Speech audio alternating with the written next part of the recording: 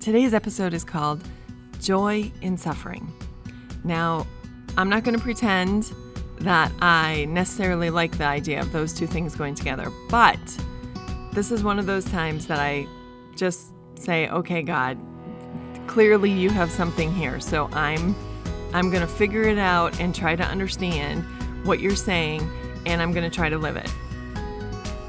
Hey guys, it's Amber, wife, mother, warrior, type A child of God. Here at Little Things, we examine everyday issues from a biblical perspective with one simple goal: to know and love God more. Thanks for joining me.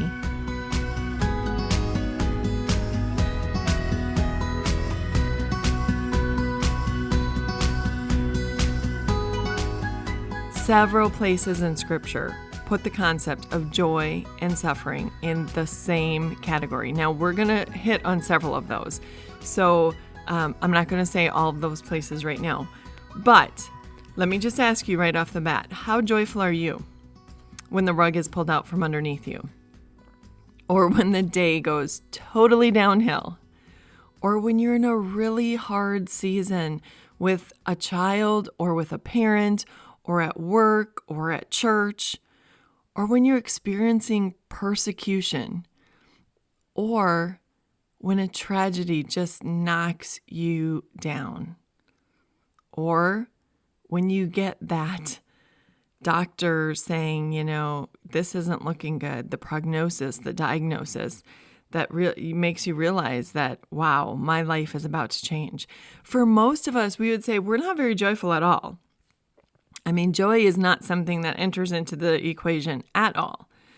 But let's examine biblical reasons to rethink this. So first of all, we need to go to James chapter 1. And James says this: "Consider it pure joy, my brothers and sisters, whenever you face trials of many kinds, because you know that the testing of your faith produces perseverance. Let perseverance finish its work so that you may be mature and complete, not lacking anything." Pure joy. Whenever you face trials of many kinds. Pure joy. The Apostle Paul says this in Romans chapter 5. "We boast in the hope of the glory of God. Not only so, but we also glory in our sufferings, because we know that suffering produces perseverance. And perseverance, character, and character, hope."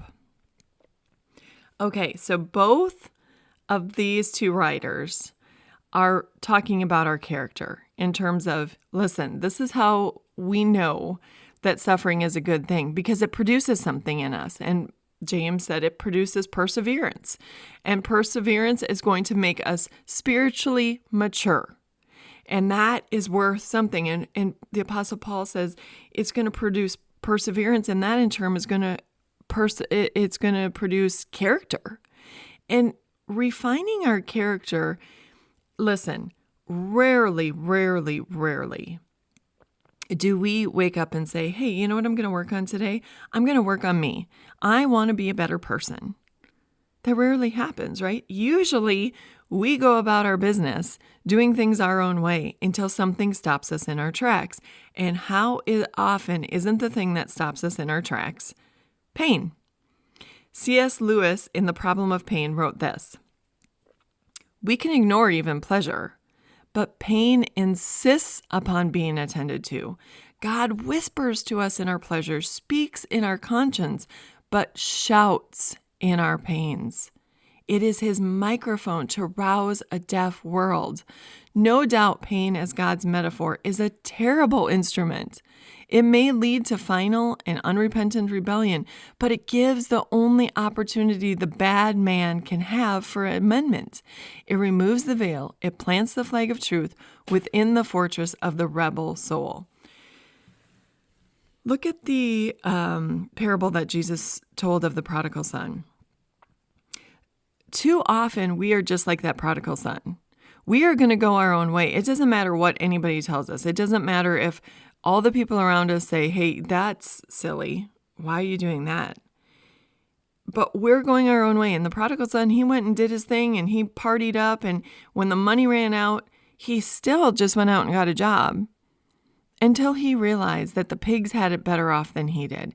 And it was in his pain and in his hunger that he woke up to the fact that something had to change.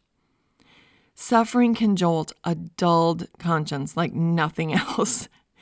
And if it brings us back into communion with God, we have every reason to rejoice in our suffering. So we can rejoice in our suffering because too often we're unwilling to change and we're unwilling to listen to God when He's been trying to tap us on the shoulder and say, hey, listen, that's not the best way to do things. We don't want to listen to Him until the pain is bad enough that we are forced to listen. And for that, we can rejoice. But also, let's talk about some other reasons that suffering might be good. Hudson Taylor, he was the missionary to the Chinese. He said this, at the timberline, where the storms strike with the most fury, the sturdiest trees are found.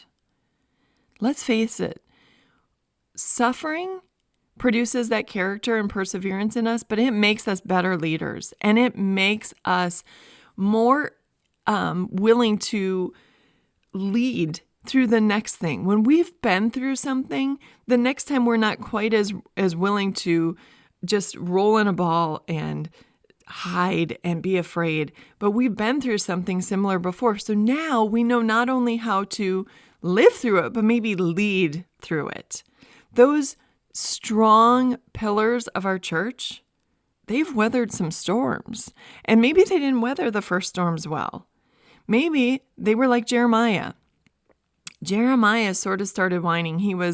God had recruited him and he said, I'm a young man and I don't know what you want from me. And then it got hard. And so he was sort of whining to God. And God said to Jeremiah in chapter 12, verse 5, if you have raced with men on foot and they have worn you out, how can you compete with horses? If you stumble in safe country, how will you manage in the thickets by the Jordan? God is saying, Jeremiah, this is just the prep work.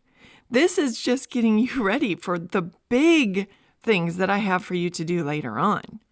So don't whine about these little things because things are going to get much, much harder. This is just the precursor. Remember David? When David went to King Saul to make sure that King Saul understood that David was ready to go fight Goliath. And King Saul was looking at David and he's just this little shepherd boy. And he said, I can't send you out. You don't fit in my armor. Who are you? And David said, look, I've already killed a lion and a bear when they came into my sheep pen. I've been through situations before where I had to stand up and be courageous and where I had to fight. This is nothing new to me. And what happened after Goliath? After David went out and defeated Goliath, he had gotten courage from his previous defeats, defeating the bear and defeating the lion. After he killed Goliath, he started going out to war and eventually he was leading the troops into war. Each experience is going to lead to more confidence and more understanding. The leaders that have been through really difficult times, they're ready to listen to the wisdom of others, and they're ready and willing to give the wisdom that they have found going through something else. Now, there's another reason that suffering can make us joyful. Maybe in our suffering, God has you on a mission. Many of you know that I worked for many years as an elderly companion, and so I was always in places, senior living situations, let's put it that way. And my first assignment was in a nursing home, and several of us were Christians who worked with this man that we were taking care of. And our presence in that nursing home absolutely made a difference in the people around us. There were many Christians there who we were able to encourage, and we were able to give, scripture and tell them to hang on and that glory was coming. And there was one man who, even as he was dying, I was able to go in and pray with him. And I just think that man that was in the nursing home who I was taking care of, he didn't realize his assignment at the time. Maybe he did. But his assignment was to bring us there into that nursing home so that we could witness to other people and help them to keep the faith in their journey home. A good friend of mine recently was going through a situation that was very, very difficult, and many of us were praying for her. And one night, this friend who's a nurse took care of a pastor who spent quite a bit of his night advising her. So here she is to take care of him. And it was very clear to all of us that God had sent that pastor into that hospital that particular night in order that he might minister to this other person. Imagine that. God's assignment for right then brought that pastor into the hospital. Now, we don't often think of our situations in that respect, but I'm pretty sure the pastor understood by the end of that night that there was more to him being in the hospital than just having to endure something. Think of what you can be to others in your season of suffering. Somebody who has done that so very well is Johnny Erickson Tana. I have a great deal of admiration and respect for her. I've listened to her for years. At 19, she was in a diving accident and she became a quadriplegic. And she has spent her life just encouraging the saints and working through her pain. And she's been a huge vocal supporter, and she supports monetarily many, many people who are paralyzed and tries to get them the equipment they need and speaks up for people in other countries who don't have the rights that handicapped people have here. She's done remarkable work, but she's had to do it through her pain. And she said, sometimes God allows what he hates to accomplish what he loves. My guess is God has no pleasure in bringing us into a season of pain. And yet he knows that his will be done very well there.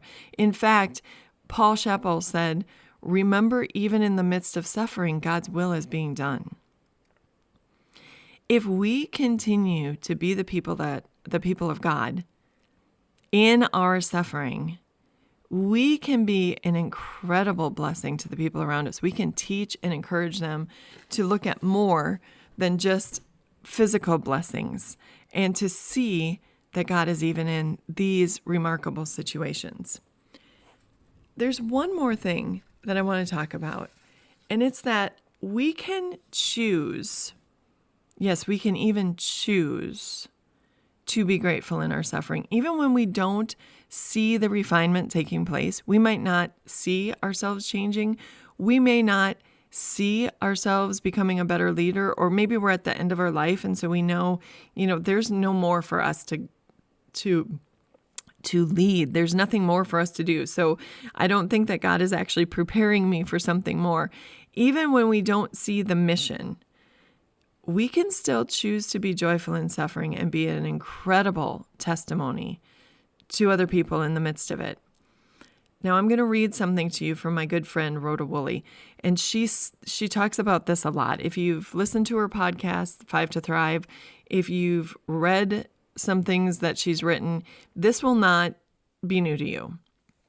I'm just going to read a couple of paragraphs that she's written. This says, joy isn't dependent on circumstances. Although the Apostle Paul was in prison, he sang hymns and wrote of joy. Joy is a fruit of the Spirit and comes from the inside out. It's a product of time spent with God and His Word. For decades, psychologists have studied people who were not doing well socially and emotionally through the science of positive psychology or thriving. The number one attribute of those who thrive is a sense of gratitude. We tend to think gratitude is an effect of things going well in our life. In reality, gratitude is the cause of happiness. According to David Rast, it is not joy that makes us grateful. It is gratitude that makes us joyful. As we journey through the various stages and seasons of life, some considerably more difficult than others, how do we remain grateful regardless of our circumstances? First, we realize it's a choice. That's powerful to me. That is incredible. And today in my Bible reading, I was in Proverbs 20, and it really said the same thing. It said, ears that hear and eyes that see, the Lord has made them both. And as I read just that one verse, I thought, how much don't I take for granted every single day? I can see, I can hear, I can move, I can think. I live in a country where I have freedom. I'm free to worship. I have a family. I have church family that loves me and that pours into me. I have so many blessings that I take for granted every single day. But when I stop and I start to look around, I have good reason to be filled with joy. This is true even in our suffering. If you're in the hospital, do you have a good nurse who's taking care of you? Do you have food? Are you in a hospital that is equipped with medication and equipment and has a soft, comfy bed for you to be in? I mean, these are all reasons to give thanks. If you're even in a hospice situation, do you have faith? That was put there by God. God gave us His word. That is incredible. That in and of itself, just knowing that God loved us enough to make sure that we knew about Him, that is reason to be joyful in our suffering. Now, these things might not be easy to hear, but they do bring, like I said, understanding. And I think as we examine our life, as we're going through these trying times, maybe we can see how God is working in these ways to refine us, to teach us how to lead, because He's got a mission for us, or maybe just because in our joyful suffering, we are going to be able to praise and glorify God, and that's going to be an example to all the people around us. I hope that eases the pain a bit. This has been Little Things, because in God's kingdom, the little things are the big things. I can't tell you how blessed I feel to have the opportunity to talk to you each week. Your continued prayers and support are appreciated. And if you're willing, please share, rate, and review this podcast. Thank you so much.